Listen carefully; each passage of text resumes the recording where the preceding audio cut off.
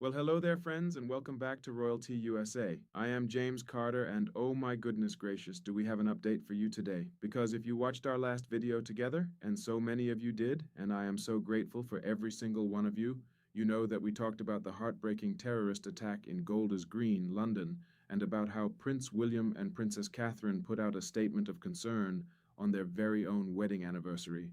And friends, that story has grown, it has deepened, and today, one of the victims, one of the actual men who was stabbed in that attack, has spoken. He has given his first interview, and what he said stopped me cold when I read it. I knew immediately I had to bring it straight to you. But before we get into that, let me just quickly catch up anyone who may be joining us for the first time, because context is everything, and I never want anyone to feel lost here at Royalty USA. A few days ago, on the morning of April the 29th, which happened to be the exact same day as Prince William and Princess Catherine's 15th wedding anniversary, a terrorist attack took place in the Golders Green neighborhood of North London. Two Jewish men were stabbed in what the Metropolitan Police immediately and correctly declared a terrorist incident. The suspect, a 45-year-old man, also attempted to stab police officers before being tasered and arrested, and this attack, as terrible as it was not an isolated event.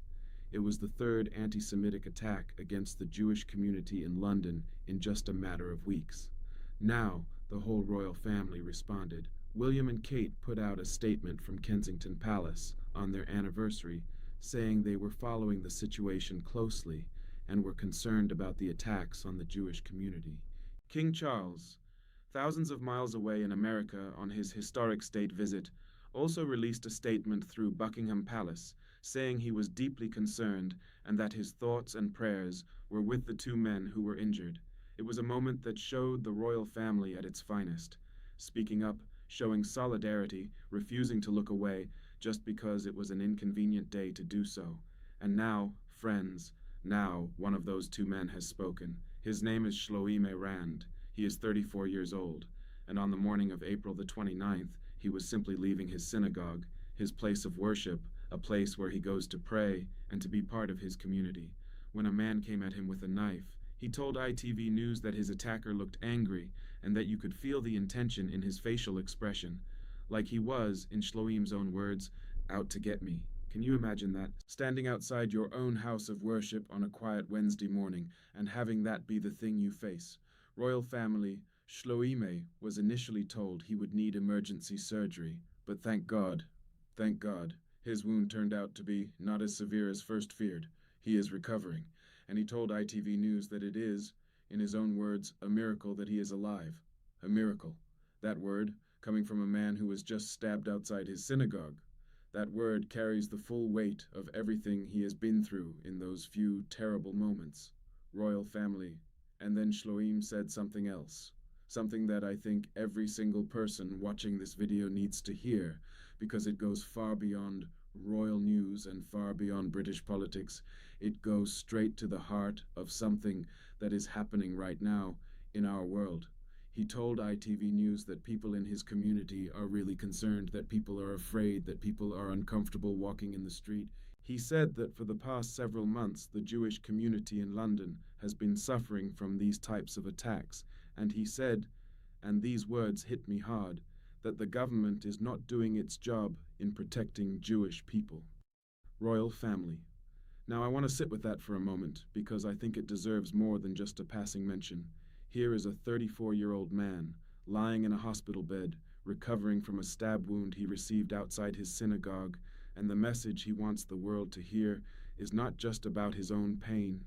It is about his community, about the mothers who are afraid to let their children walk to synagogue, about the elderly men and women who look over their shoulders on streets they have walked safely for decades, about a community that has built something beautiful and vibrant and deeply rooted in Golders Green over generations, and that is now being made to feel unsafe in their own neighborhood.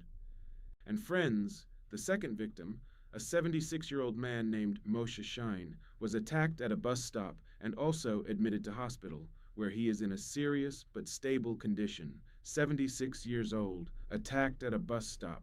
I want you to just think about that for a moment. Think about someone's grandfather. Think about a man who has lived through more history than most of us can imagine, standing at a bus stop and being attacked simply for who he is. Royal family. This is the world that William and Kate and King Charles spoke into when they released those statements. And now, hearing from Shloime directly, hearing him say with his own voice that it is a miracle he is alive, those royal statements feel even more significant, because it would have been very easy, on a wedding anniversary, with the whole world watching the royal family for joyful celebration, to stay quiet, to let the politicians handle it, to issue a private message behind the scenes and call it a day. But they did not do that. They spoke publicly. They used the words, attacks on the Jewish community, plural, deliberate, acknowledging the pattern. And for a community that is frightened and feeling unseen, that kind of public acknowledgement from the future King and Queen of England matters more than we might realize sitting safely here at home. Now, I also want to tell you about what happened on the streets of Golders Green in the hours after the attack, because the response from ordinary people was something that genuinely restored a little piece of my faith in humanity. Shloime himself expressed heartfelt gratitude for the messages of support he had received since his identity as one of the victims became known. And King Charles, in his statement, specifically thanked those who rushed to help the victims, ordinary people who saw something terrible happening and ran toward it instead of away from it. That is the best of human nature right there, royal family. There were also protests. At least 150 people marched down Golders Green Road on the evening of the attack, carrying flags and demanding that the Iranian Revolutionary Guard Corps be listed as a terrorist organization by the UK government. People standing up, people saying enough, people refusing to let this moment pass quietly into the news cycle and be forgotten by the following morning. Royal family. The leader of the Conservative Party, Kemi Badenoch, called the situation a national emergency, saying there are terrorists and violent people who are seeking out visibly Jewish people. Strong words. And Prime Minister Sir Keir Starmer spoke in Parliament, calling the attack deeply concerning and promising to meet with criminal justice agencies to discuss the government's response. He talked about dealing with what he called the root causes of extremism and antisemitism. And the office of Israeli Prime Minister Benjamin Netanyahu released a statement saying they demand and expect action to protect British Jews. Royal family, royal family. This has become an international story. It has become a moment of reckoning for Britain about the safety and security of one of its communities. And through all of it, through the politics and the protests and the parliamentary debates, 2 ordinary Jewish men are lying in hospital beds recovering from stab wounds they received on a quiet Wednesday morning for no reason other than who they are and what they believe. Now let me bring this back to the royal family, because that is our home here at Royalty USA, and because I think the royals have a role to play in this story that goes beyond the statements they have already made. William and Kate have consistently, throughout their public lives, used their platform to stand with communities that are vulnerable or hurting. William has spoken openly about mental health at a time when nobody in positions of power was talking about it. Catherine has championed early childhood development and the well-being of children who are growing up without the advantages that most of us take for granted. And both of them, time and again, have shown up for people who are afraid or grieving or feeling forgotten. I believe, and I say this as someone who has watched this family closely for many years, I believe that we will see William and Kate do more than just release a statement on this issue. I believe we will see them show up, whether that is a visit to the Golders Green community, or a meeting with Jewish community leaders, or a public appearance that says to every Jewish family in Britain, "We see you, we stand with you, you are not alone." That is who they are. That is the pattern of their lives. And if and when that happens, you better believe James Carter will be right here with the full story for you. I also want to say something to any of you watching today who are part of the Jewish community, or who love someone who is.